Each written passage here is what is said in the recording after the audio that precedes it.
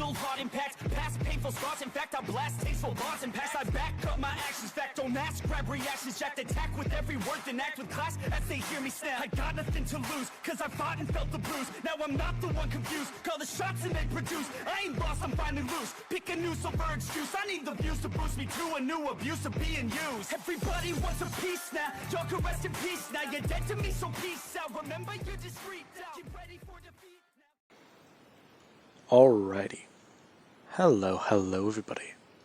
This is Show here, and now, whenever we last left off with this series, we had Dorzaya and his apprentice Lee and companion Bella. Now, these three have just participated in the royal games their nation capital has been holding. And Midoriya, yeah. He knew for a fact that this game might have been rigged from the very start, since he went into a weapon shop and heard Holy Knights talking about how they were going to participate. Now, Midoriya, he was annoyed that it was set up that way. However, then there actually was the fact that he, after playing in the games, found that he was being targeted. Now, Midoriya, he did then beat and win the games, and the king, he did reluctantly hand over these funds in front of his citizens. Him then extending an offer for Midoriya to fight for him and his nation. Midoriya expressing a swift no, and the king then trying to use a mind trick. Midoriya unaffected by it, as he did then accuse the king of trying to brainwash him. And the king, he tried to deny these claims. Midoriya heading back to the inn he does stay at, as you have a participant from the games who they do seem to have a particular interest in Midoriya. Now, we do then have the next day, where Midoriya, he does wake up and go to sit up, as he does look around the room. Nothing is out of the ordinary. There's Lee, who's asleep on his right, and then if he does look over the edge of the bed, he does see Belle's tail. Midoriya going to sit up and get up, as he does avoid her tail and then go to check the edge of the bed. Midoriya slipping his hand underneath the mattress and feeling the pouch of gold coins. And then pulling his hand back out, as he does, at least, turn around. Okay. After the events of yesterday with the king, he really does not like this place. Okay. Maybe this nation isn't the one he's best suited for. If he can get out of here, then that can be a large help. But that's going to be tricky.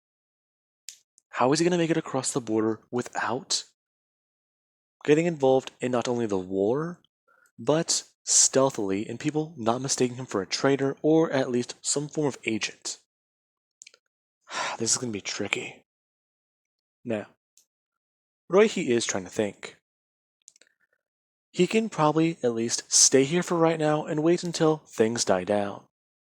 Once Midoriya hears a bit about some sort of peace treaty or at least a temporary ceasefire, he can probably jump through the border and start making his way that direction. The demi-human nation hopefully isn't as bad as this one, and he's at least thinking that that might be the case. Along with that, he's wondering.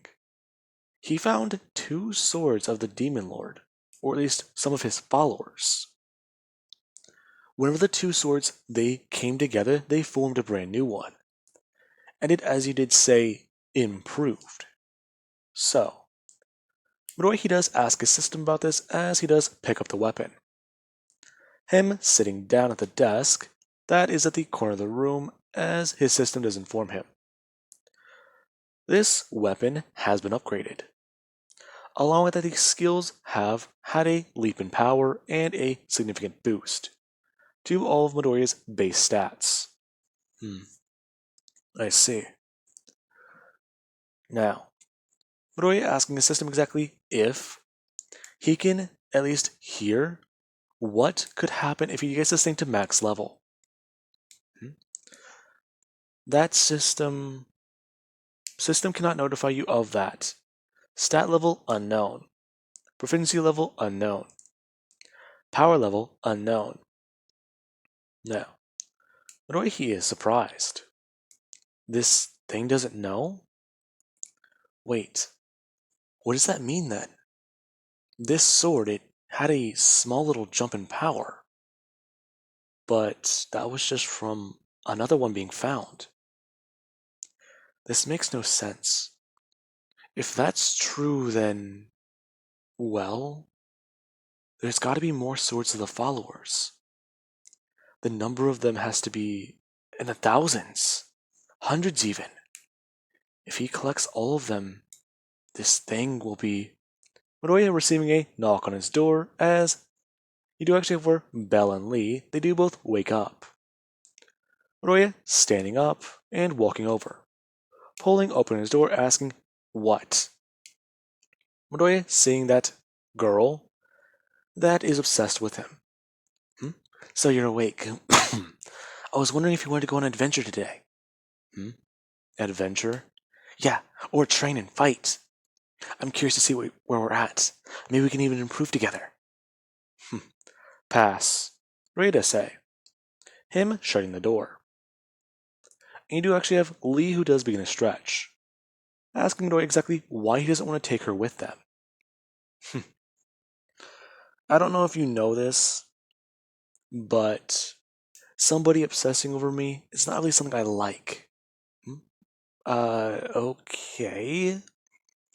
I thought she just respected your strength. No, I'm pretty sure she wants to tie me up and do things to me.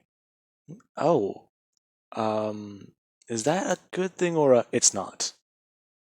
Now, Midoriya he does express that girl, she really wouldn't even be able to. He's far stronger than her when it comes to physicality.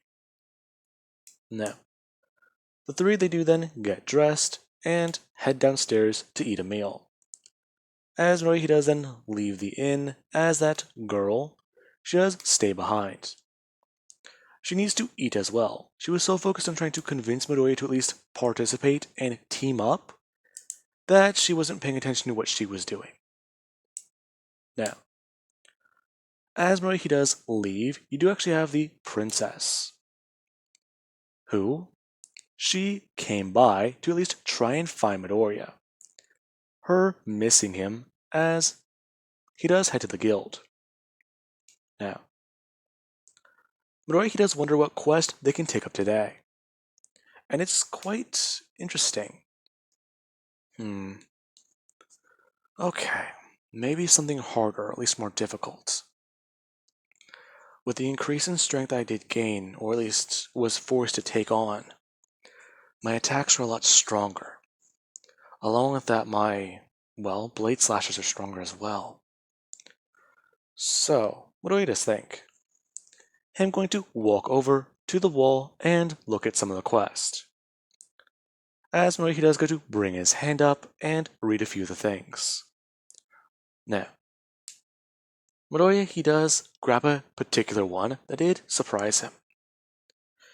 This is a quest that requires Midoriya to take out a large number of orcs that are causing chaos for a small town roughly 1 week away. The reward for it will be quite hefty. Along with that, Midoriya he is curious about how strong a orc opponent could be. Demi-humans, they're surprisingly stronger than humans. And they have a variety of things that make them a vast improvement, or at least better than a regular person in some way. There are certain exceptions. A human, they do have access to more magical skills. However, a demi-human, they could already have proficiencies in that said skill for their race. So it's more or less a advantage over somebody who's willing to train and get stronger on their own. Now, Midoriya he does walk over to the guild lady at the desk. him setting this down and informing her that he wants to take on this quest with his allies. Hmm? I'm sorry, sir, but we can't allow that. Hmm? I'm sorry? Yes. We have been informed that we can't give you a quest. Now, Roy, he does stare at this person, asking exactly what does that mean? Hmm? Sir, I'm just listening to what my superiors have been telling me. Okay. What do you say? Him slightly smiling, asking exactly where are her superiors right now. Her just staying frozen as she does bring her hand up shakily, pointing to Midoriya saying that they're over there in the office. Midoriya taking off. Midoriya walking up the staircase as he does see a large door with 2 armed guards.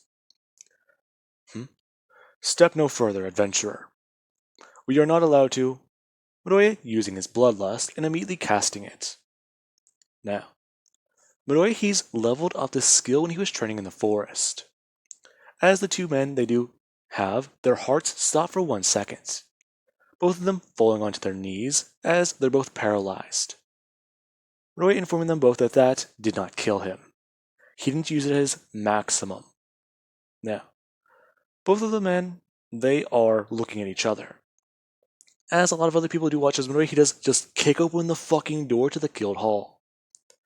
The door flying off the hinges as Midoriya does then turn to his right and see the man, who he does just sit there. Excuse me, sir, but you're not allowed to explain to me why I can't take on a quest. I'm sorry, sir. I'm just following orders from what I have been told. Really. Roy stepping forwards and in. Him sweeping everything off the man's desk as he does just pick it up and throw it across the room. Stepping forwards, he does grab the man by his shirt and then pick him up and smash him against the wall. Now, you're gonna tell me right now, did the king tell you this order? The man staring at Midoriya as his facial expression has not changed. The man just slightly smiling. Midoriya he does stare at him. This is not right. This guy should be Midoriya looking down to see that there's at least piss running down his leg. Before he does look back at the man. Midoriya at least then looking down at where the guy's hands are. His hands stay limp. However, they're shaking like a motherfucker. So this is your game, isn't it, King? You're watching me? Preposterous. I'm just following orders. Exactly whose orders? My superiors. Midoriya calling bullshit as he does go to throw the man directly towards the ground. And go to walk out of the guild. As he is walking downstairs, people they do try and stop Midoriya. Him quickly just throwing them out of his way with sheer strength. And him even taking out their weapons and destroying them. Whenever he does at least have to dodge or catch a blade to protect himself. Now, Midoriya he's walking down the street. As we do have where the princess, she finally found the guild. After Midoriya's already been here.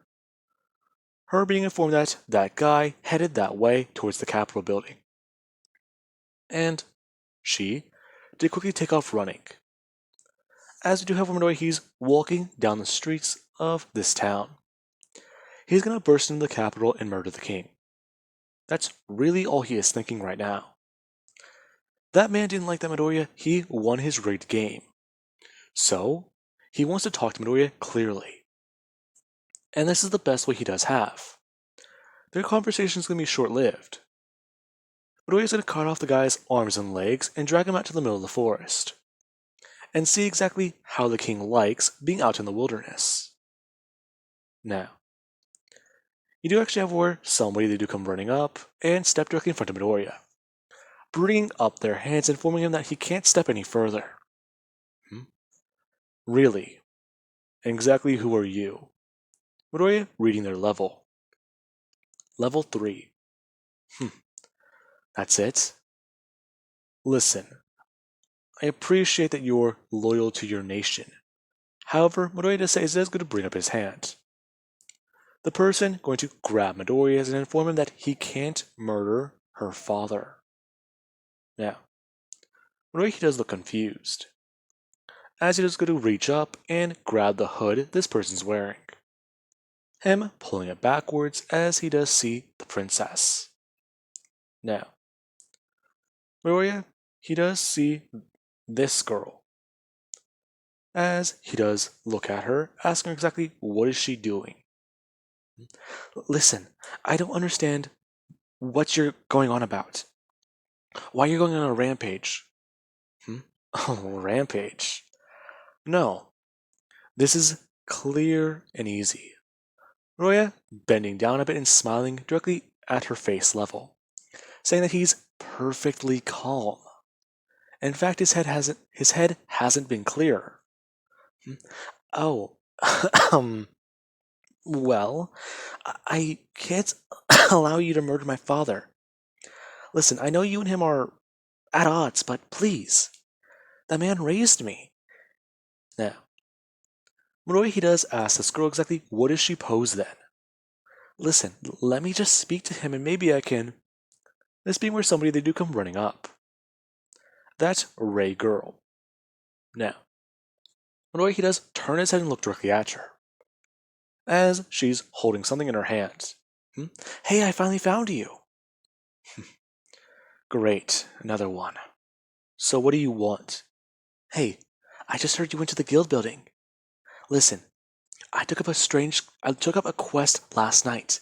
I was wondering if you wanted to team up. That thing you were talking about at breakfast? Yeah, listen. It's a particularly strange one, but we're gonna need all hands on deck for it.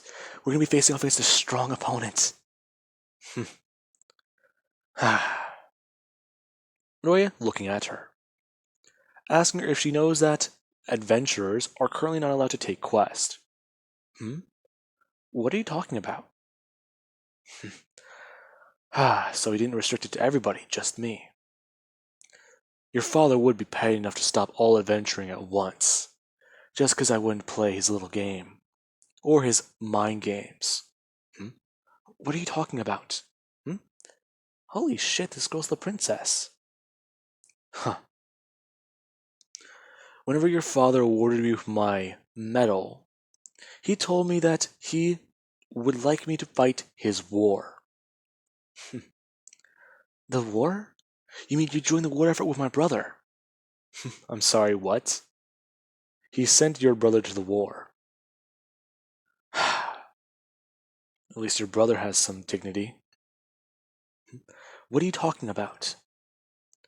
Your father tried to brainwash me to fight for him.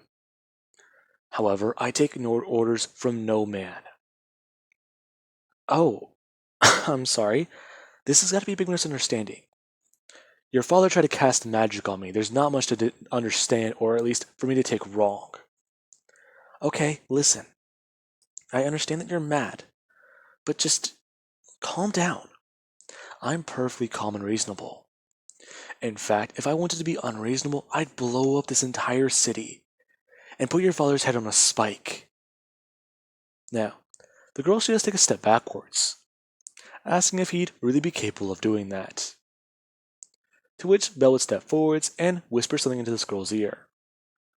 As the princess, she does at least have her eyes go and twist in a horror, thinking about how this man, he really is deranged. How can he be the hero? Listen, okay. Maybe I can strike you a deal. A deal? There's nothing you can possibly offer me that would. How about I talk to someone or talk to him? Yes, okay, you go on the quest with this girl here and I'll talk to my father. Ask him about it. So, you're trying to drive me away so you can talk to your dad. Yes? Would that work?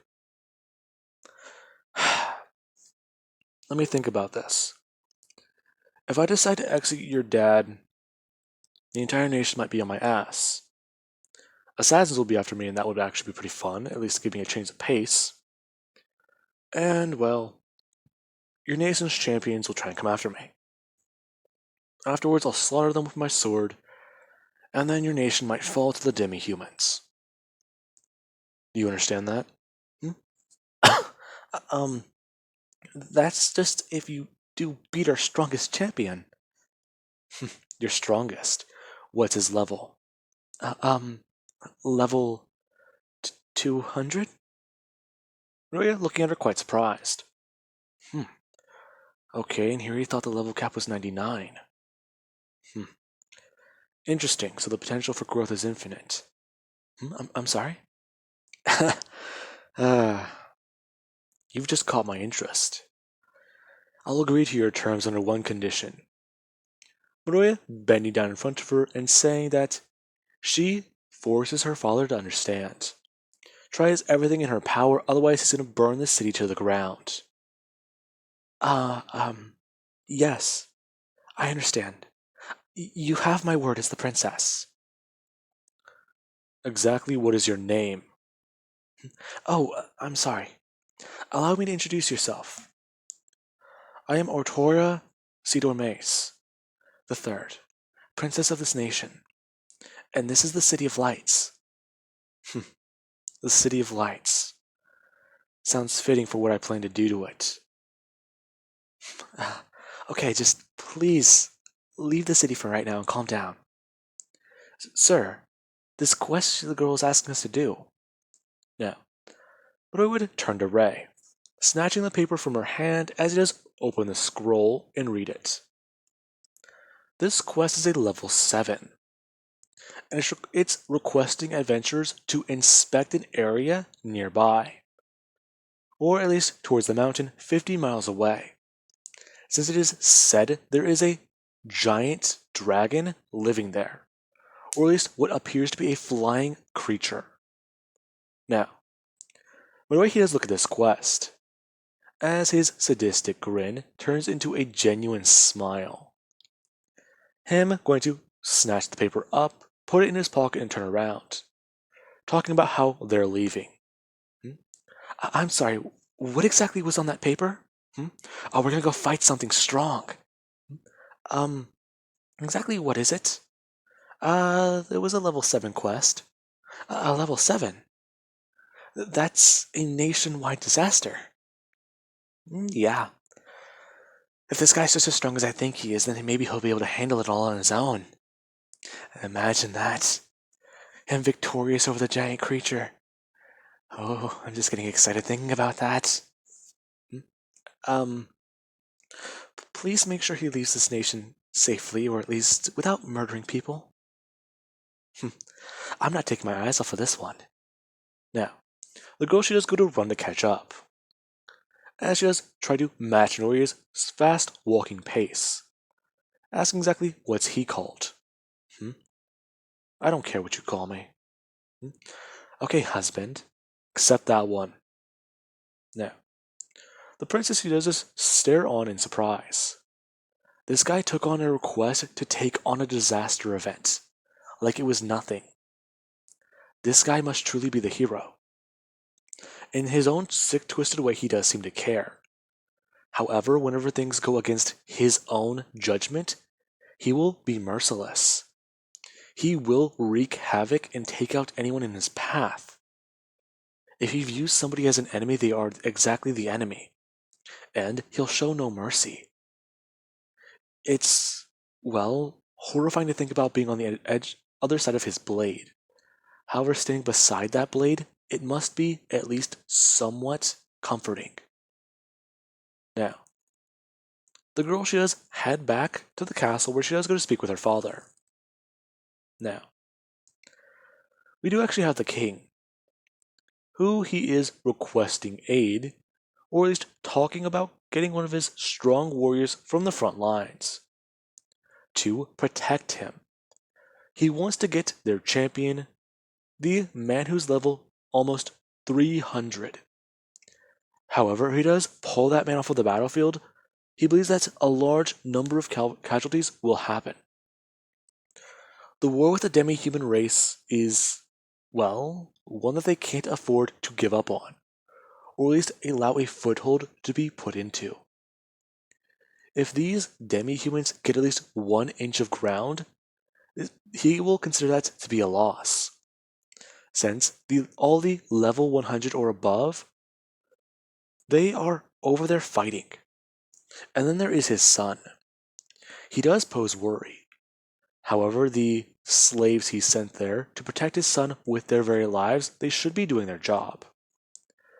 The symbol casted on his hand has not disappeared, and they were ordered to stay by his side 24/7. He does at least show some relief in that. Now, the king, he does then have somebody barge into his throne room, as it's his daughter as she has come walking up. Otoria, where have you been? Father, we need to speak about something urgently. I understand. Is this about that man? Yes, you restricted him from adventuring? Are you insane? No, I am not. That man is property. Property? Father, he can't be controlled. That man is the hero. What? Yes, I've seen it for myself. That man, he's taking on a quest right this moment. That's impossible. I stopped that from happening. No, it's possible, Father. He's currently going to slay a giant creature. A disaster level. I see. With his level, he'll be killed in an instant. Father, you don't understand. He is the hero. He wields the Blade of Darkness. How can the hero wield the Blade of... He needs that weapon to kill the demon. I see. The weapon made by the Demon Lord can only hurt a demon. That's preposterous, though. He cannot be the hero. Now, you do actually have the Queen who does watch this happen. And she does at least try to think. If this is the case, her husband has made an enemy of the hero who's supposed to unite their nations. And he is a fool. Now, she does want to get involved. However, she is also curious. If this man is truly the hero, he'll defeat their enemy and then come back with its head. Now, we do currently have outside the city. Murray, he is still walking and he's still very frustrated, as he is at least looking through his stats as he's walking. Now, Murray, he has no idea what enemy they're facing, and he's currently at least maxing out his current stats. Now, Midori, he does dump a lot of points into his mana pool. Him watching that number as it does jump from at least 1,000 to 3,000. And it does also begin to start slowly filling up the bar, jumping 20 points every 10 seconds. Now, you do actually have where Belle, she does notice the intense amount of mana that's beginning to pour out of Dorzaya. And she does wonder if he's going to be okay. The aura he's producing is, well, very potent. And then Midori here also does go to increase his movement speed. As he does hear about how his speed is increasing, he does hear his system inform him of new skill abilities. As he does talk about how he has reached the requirement in his Sword Slash has leveled up. Now, Midori, as he does hear that, he does actually go to draw his sword and spin to an entire wall of trees. He does go to slash his blade from left to right. Now, Midori, as he does do that, a small shockwave is formed. As Midori, he does just stand there and look at the trees. As he does let out a deep breath. Now, they do ask exactly what was that. I just tested a new skill, but apparently it's... Rather than watching as the top of the tree line, it does completely fall over. Before, the trees that are still remaining standing, they do fall over in the other direction in half. And Midori, he is surprised by that. Huh. Interesting. One sweep of his blade caused 2 cuts. So, Midori turning the other direction, he does do a double sword slash, and then he does watch as 4 cuts do form in the trees. Oh, that's going to be fun to use. Now, they do look at Dorzaya, and there is actually Ray. He's unlocking new powers as they're adventuring, and he's just walking. Now, she does ask Midori if he would like to spar before they do arrive. Midori instructing that this opponent that he wants to face off against, he will fight on his own, since he wants to work through his anger. Now, Midori, yeah. Somewhere in his heart, he still does care about people. However, he does see the worst in them. He knows that they're all cruel creatures and not a lot of people can be trusted. The only people he's found aren't even human, technically. Yet they're more trustworthy than his own species. Now, we do have a Midori, he does get to the top of the mountain. And he is at least only have 3 to 5 skill points left that he can use to buy things. Now, Midori, he does at least try to figure out where he can put these points into, as he does put them into his poison resistance, or his poison magic. He hasn't increased that skill since he's got it. He only used it to murder his master, and then he tried to use it against the giants. Along with that, he did use that on, well, that one girl who sold him into slavery, her father. Now, Midori, he does see that as that thing does jump to level 2, a ton of skills they do begin to start unlocking. And there are a ton of things Midori he can do with poison magic. And he is somewhat interested. He'll look at that more later. However, Midori, him going to walk forwards and look around the area. Now, Midoriya, he does want to face off against his opponent. And while this is happening, we do actually have where the king, he has finished his argument with his daughter. His daughter was quite resistant and quite insistent that Midoriya, he was the man who will save their kingdom. However, his daughter, she did have quite the big mouth. And she was somebody who he could not leave unchecked. As we do have where the princess is currently sitting on her throne. And her father does turn to her, asking her exactly if she believes that young Midoriya, or that adventurer, is the hero. Now, you actually have where the symbol on his hand does glow, and the symbol on the back of her neck does glow as well. Her stating no father. As she just talked about how that man is just a simple, dirty adventurer, and somebody that they cannot trust their kingdom to. Now, you do have where the girl's eyes, they do come unglazed. And he does stare at his daughter as he does then give her a command. She is unable, or at least not going to be able to speak about what has happened. She cannot report anything to her slaves about her slave symbol. And she is prohibited from taking any steps outside of the castle, except for the courtyard. Now, he does talk about how she will stay within these walls for this amount of time, talking about how once things are all said, he will take care of this adventurer and get what he has had stolen from him. Now, with that being said, I do hope you guys enjoyed, and have an amazing day. I'll catch you guys in the next part.